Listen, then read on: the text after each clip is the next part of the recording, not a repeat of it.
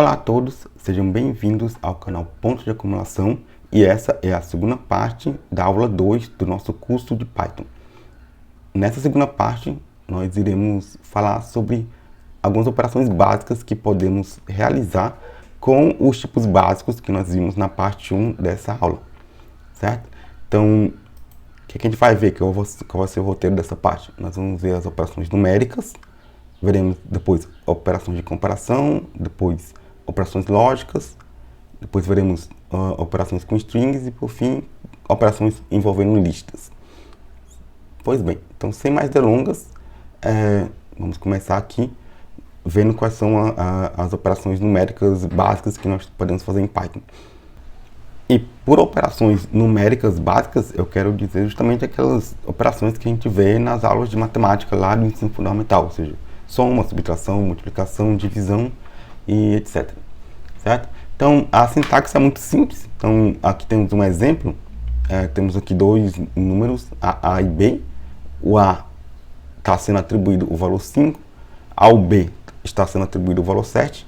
E podemos efetuar as operações numéricas usando a notação óbvia.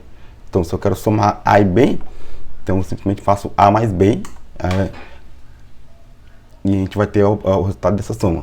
Similarmente, para a subtração, fazemos A menos B. Para a multiplicação, a gente usa esse símbolo aqui, o asterisco, né? É um símbolo comum em diversas linguagens de programação para indicar a multiplicação, certo? E a divisão, também indicada aqui pelo traço de divisão. Lembrando que essas operações a gente está tratando aqui de inteiros, certo? Tanto o A quanto o B aqui nesse exemplo são inteiros, mas eles poderiam muito bem ser float, certo? Que a gente ia poder somar, subtrair e multiplicar sem nenhum problema, certo? Essa outra operação do módulo só funciona com inteiros, certo? O que significa o módulo é você calcular aqui o resto da divisão. E por fim a potenciação, quando você faz o A elevado a B, certo? Então é indicado aqui em Python pelo asterisco duplo, né? 2 asteriscos, temos aqui a potenciação, certo? E obviamente podemos brincar aqui, fazer vários tipos de expressões envolvendo os valores dessas variáveis, né? Então aqui temos uma pequena expressão, A vezes B mais 2A mais B menos 1, temos aqui o valor dessa expressão. Eu estou aqui com o Google Colab aberto, com o mesmo notebook em que a gente esteve trabalhando na aula anterior, e é o que a gente vai usar para trabalhar também nas aulas posteriores. Eu copiei aquele código que a gente estava dando uma olhada, vou colar aqui. Então, e vamos rodar essa célula, né? Então o que a gente espera? A gente tem tem A valendo 5, B valendo 7. Então a gente espera que essa soma retorne 12, essa subtração seja 2, essa multiplicação aqui seja 35, certo? Quando a gente dividir aqui, o resultado dessa divisão vai ser um float, certo?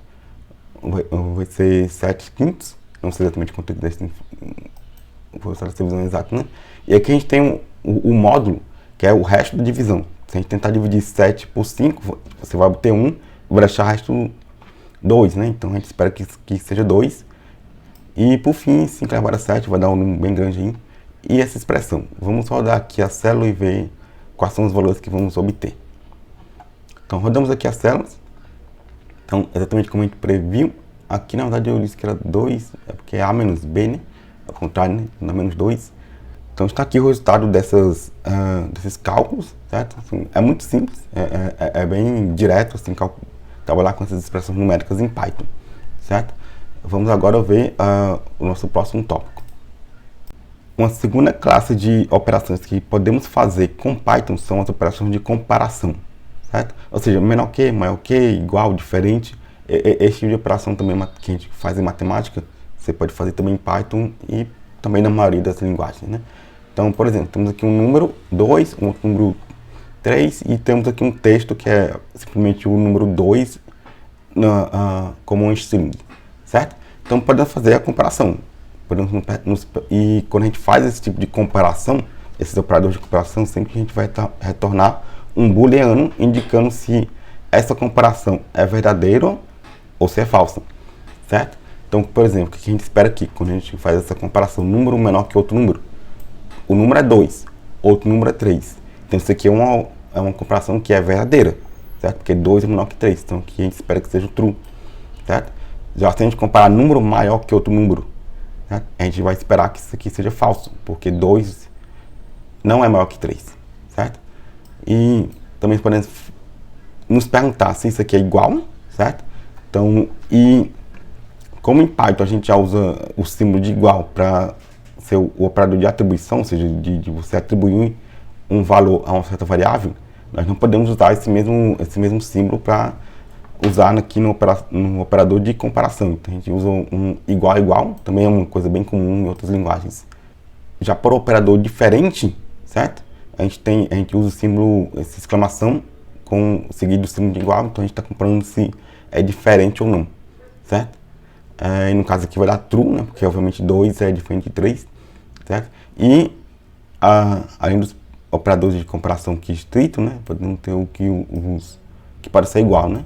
Então aqui está se perguntando se o número é menor ou igual que outro número, e aqui o contrário, se o número é maior ou igual que o outro número. Obviamente também podemos realizar comparação com variáveis de tipos diferentes, certo? Por exemplo, aqui a gente está se perguntando se o número é igual ao texto. Isso aqui vai tornar falso, porque eles nem do mesmo tipo são, certo? Mas a gente pode fazer uma conversão, que o texto aqui no caso vale 2, podemos tentar converter esse valor 2, que é um string, para um inteiro 2. Então aqui é o que a gente chama de conversão de tipo, certo? A gente chama essa função int para converter esse parâmetro que é passado dentro para essa função em um inteiro. E também podemos converter, em vez de converter para int, converter para float, certo? E comparar se é igual, que vai rolar uma outra conversão de tipos, certo? E aí a gente vai tentar entender se isso aqui é igual ou não. Bom, voltando aqui para a tela do Google Colab, eu já copiei aqui parte do código que a gente estava analisando e vamos rodar aqui e ver o que acontece e tentar interpretar esses resultados que vamos obter, certo? Então rodamos aqui, certo? Então só lembrando, a gente tem um número que é um inteiro, vale 2, um outro número cujo valor vale 3, e um texto aqui que é simplesmente o número 2 no formato de string, certo? Então ver aqui que o número menor que outro número, isso aqui vai tornar true, certo? Que de fato 2 é menor que 3, certo? Já as duas comparações seguintes são falsas, né? O 2 não é menor que 3 e o 2 também não é igual a 3, certo? Então, temos aqui esses dois falsos. A comparação seguinte é true, justamente porque o 2, o número aqui, é diferente do outro número, que é 3, certo? E aí, por fim, essas comparações aqui envolvendo não é igual, também vai ser respectivamente true e false, porque 2 é menor ou igual que 3, só que 2 não é maior ou igual que 3. E por fim, podemos tentar comparar aqui o número com o texto, certo? Lembrando que o valor do número é 2, o valor do texto é a string 2. E aí o que acontece quando a gente tenta comparar? Se a gente pergunta se o número é igual a texto, a gente vai obter aqui o valor falso, justamente porque nem do mesmo tipo eles são, certo? Então, apesar de meio que filosoficamente eles terem o mesmo valor, eles não são a mesma coisa, porque eles não são do mesmo tipo, certo? Mas a gente pode tentar fazer uma conversão de tipos aqui, certo? Então, tentando converter esse int aqui esse string 2 para int, a gente faz essa conversão usando esse operador int, certo? O que a gente obtém é um true, ou seja, é verdadeiro que o número é igual ao texto convertido para inteiro. Mas também é verdade que o número é igual ao texto convertido para float, certo? E aí é uma questão interessante, por exemplo, vou até colocar aqui esses valores que a gente obteve, texto, float, texto, certo? Quando a gente rodar essa aqui, a gente vai ter um estudo das que a gente chama de tupla, a gente ainda vai falar sobre isso, mas basicamente a gente tem aqui uma listazinha, onde o primeiro elemento é que é o int texto, o segundo é o float texto. Vocês veem que um é um int, outro é um float, certo? E a gente está compondo aqui um número que é um inteiro com um float, que não é um inteiro, é um float, certo? E tá dando que é true, certo? Mas como é que pode, né? Porque eu acabei de falar agora há pouco que a comparação de 2 com string 2 é falsa, eles não são iguais, porque nem do mesmo tipo eles são. Mas aqui também não são, o número com float texto também não são do mesmo tipo, mas a comparação dá igual, porque eles estão comparando valores. E aí, internamente, por debaixo dos panos, o que acontece é que quando ele pega um inteiro e vai comparar com outro valor numérico, que pode ser um inteiro, um float, certo? Ele internamente converte tudo para float. E aí, obviamente, eles vão ter os mesmos valores.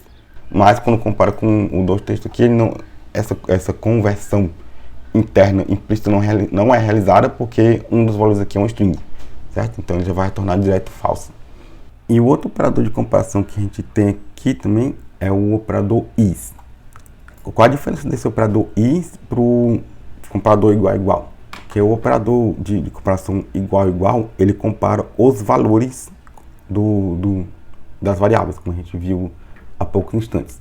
Já o operador is, ele vai verificar se os objetos, aquelas variáveis são o mesmo objeto, ou seja, se eles ocupam o mesmo endereço de memória. E aí então a gente pegou aqui os exemplos, né, lá das nossas aulas.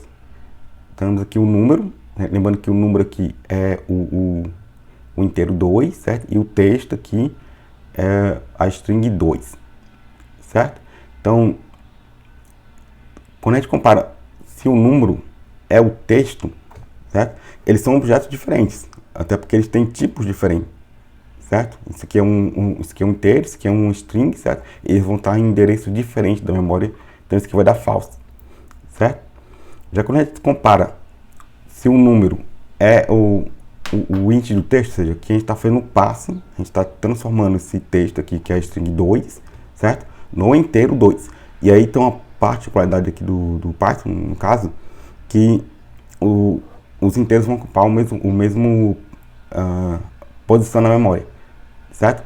Então, quando eu converter aqui a string 2 no inteiro 2, o que vai acontecer é que ele vai apontar para o mesmo endereço do número 2, do 2, que é para onde o número também está apontando. Então, isso aqui vai dar true, certo? Só que não vai acontecer o mesmo quando a gente comparar aqui com o float, né? Porque aí, quando ele converter para float, o float 2.0 não vai estar apontando para o mesmo lugar da memória que o número aqui, que no caso vale 2, certo? Bora rodar aqui e ver o que acontece.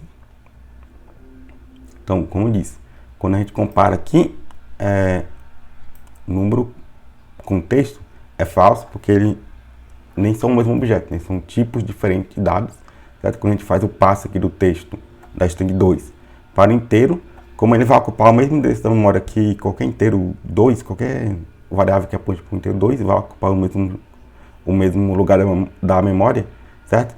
Então vai retornar true, certo? Porque 2, o inteiro 2 é exatamente igual ao passe aqui da string 2 inteiro. Só que o mesmo acontece com o float, certo?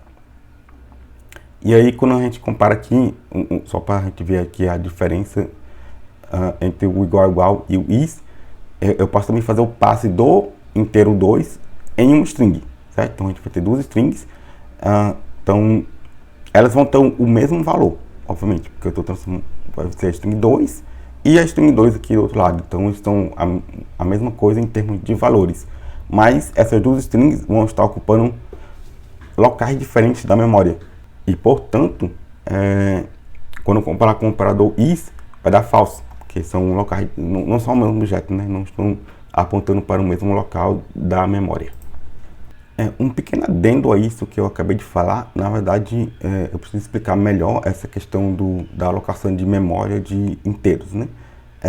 Na verdade, isso só serve para inteiros pequenos, ou até que 256, no caso, então, todos os inteiros até 256, eles são meio que armazenados em cache de memória do Python, portanto, todas as variáveis que apontam para que possuem esses valores, apontam para o mesmo local da memória. Então, quando a gente faz aqui o 256 e o passe aqui para inteiro dessa string 256, isso aqui vai dar true, certo? Tem alguns warnings aqui de sintaxe, mas tudo bem. Mas a partir de 257 isso já começa a ser falso, né? Porque eles não estão mais apontando para o mesmo local da memória, certo? Essa variável aqui não vai ser o mesmo valor que essa variável aqui. Não vai apontar para o mesmo local da memória, mas obviamente se eu trocar aqui o is pelo igual a igual, vai dar a mesma coisa, porque eles são o mesmo valor. Se eu tenho aqui duas variáveis, A1 e A2, ambas com valor 5, certo? Posso até fazer aqui A1 igual a 2, a gente obter as duas respostas. Então o A1 e o A2 vão apontar para o mesmo endereço de memória, certo? Porque o 5 aqui é um inteiro pequeno. E obviamente também vão ter o mesmo valor, então eu vou dar aqui 2 trues, certo? Mas quando eu faço aqui com o valor, se eu mudar aqui o valor do A1 e do A2 para um número maior, certo? Para um inteiro maior, então já não é feito mais esse cache na memória, e portanto vão ser valores, vão apontar para posições distintas da memória, certo? Então quando eu faço comparação com is, vai ser falso, mas obviamente o valor vai ser igual. Dando então continuidade ao vídeo, vamos falar agora sobre os operadores lógicos, certo? Que são os operadores AND, OR e NOT, que eles se aplicam apenas a valores booleanos, né? Valores do tipo booleano, certo? Então, ou seja, a gente tem 2 booleanos, que podem ser true ou false, certo? E a gente quer fazer a comparação, né? Se a gente quer comparar o AND, o OR ou o NOT. Então, para isso, então, nesse exemplo, vamos pegar aqui 2 booleanos, 2 afirmações que vão ser do tipo booleano, né? São variáveis do tipo booleano. Então, a afirmação 1 é 5 maior que 3, certo? Isso aqui vai retornar um booleano, que no caso vai ser true, porque 5 é maior que 3, certo? Temos uma afirmação 2, que está dizendo que 2 in nessa lista. Isso aqui também é um operador de comparação, um operador que verifica se certo elemento está numa lista ou mais geralmente num interável, certo? Então o 2 está nessa lista, ele não está, porque isso aqui é o inteiro 2, isso aqui é uma lista formada apenas de strings, né? Já temos aqui um string 2, e aqui ele usa aquele comparador is, né? Basicamente ele está percorrendo todos os itens da lista internamente, né? E está perguntando o 2 is string 1? Não. 2 is string 2? Também não. 2 is string 3? Também não. Então ele vai retornar false, porque ele comparou com todos os elementos e viu que nenhum deles todos os elementos da lista, e viu que nenhum deles era o elemento que eu estou comparando. Então isso aqui vai ser falso. Então, voltando aqui para o Colab, eu coloquei aqui duas variáveis, a variável afirmação 1 e a variável afirmação 2, certo? Vamos rodar aqui essa célula. Então, como vimos, a afirmação 1 é verdadeira, porque de fato 5 é maior que 3. A afirmação 2 é falsa, porque o inteiro 2 não está nessa lista aqui, que é formada apenas de strings, certo? Então, vamos até botar uma outra célula aqui, só para confirmar o tipo, né? O tipo da afirmação 1 e também da afirmação 2, né? Nem precisa simplesmente, na verdade, né? Cai para a afirmação 2. Vão ser duas variáveis do tipo booleano, certo? Que bool e bool, certo? Então sendo duas variáveis booleanas, que só podem assumir o valor true ou false, a gente pode fazer operações com ela, que são as operações com os operadores lógicos, certo? Então o primeiro operador lógico aqui é o NOT, ele vai pegar esse valor, ele vai tornar uma nova variável com o valor ao contrário da variável que a gente tem aqui. Então, a afirmação é true, not, a afirmação 1 vai ser false. A afirmação 2 é false, not, a afirmação 2 vai ser true, certo?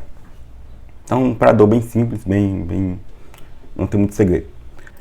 Em seguida, temos aqui os operadores AND e OR, certo? E aqui tem uma regra bem simples para entender quando que o AND e o OR são true ou false, certo? Então, o AND, ou seja, o operador I, né? O operador lógico I, ele só é verdade quando ambas as afirmações são verdade, certo?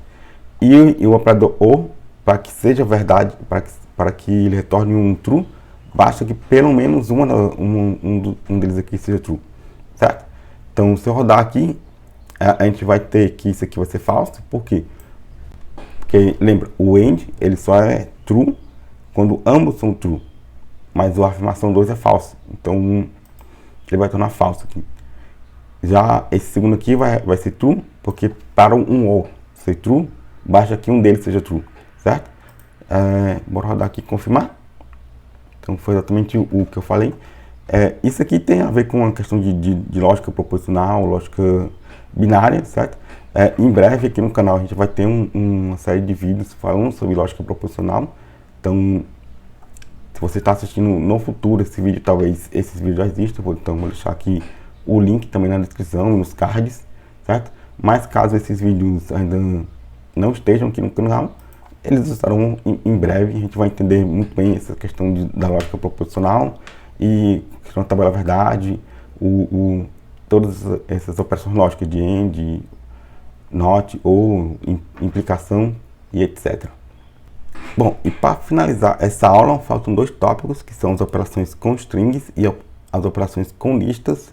Só que eu acho que essa aula aqui, essa parte 2, já ficou um pouco densa demais, com muito conteúdo, certo? Então, eu acho melhor novamente dividir aqui o vídeo. Então, teremos uma parte 3, onde a gente vai falar sobre as operações com strings e as operações com listas, para não ficar muito conteúdo num vídeo só, certo? Então, fique ligado que em breve teremos aí a parte 3 e até a próxima.